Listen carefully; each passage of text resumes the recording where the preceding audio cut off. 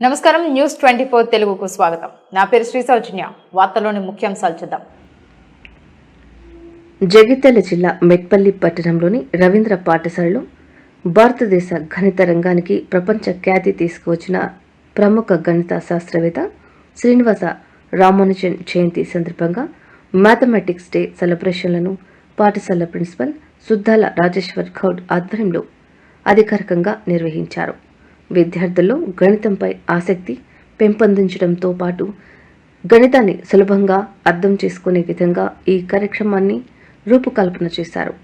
ఈ సందర్భంగా విద్యార్థులు గణితానికి సంబంధించిన చార్ట్ ప్రజెంటేషన్లను, గణిత సూత్రాల వివరణలను, ప్రసంగాలు నిర్వహించి అందరినీ ఆకట్టుకున్నారు. క్లిష్టమైన గణిత అంశాలను సులభంగా వివరించిన తీరు ప్రత్యేకంగా ఆకర్షణగా నిలిచింది.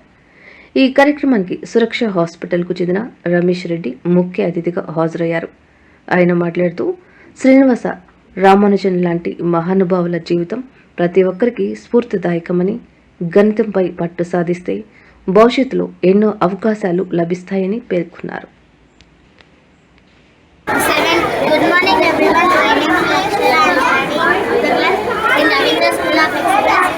My project work is factor tree method. 72 is a composite factor. We have to find out prime factors of 72. Not coming in prime factors, everyone will take composite factors. 8 9s are 72.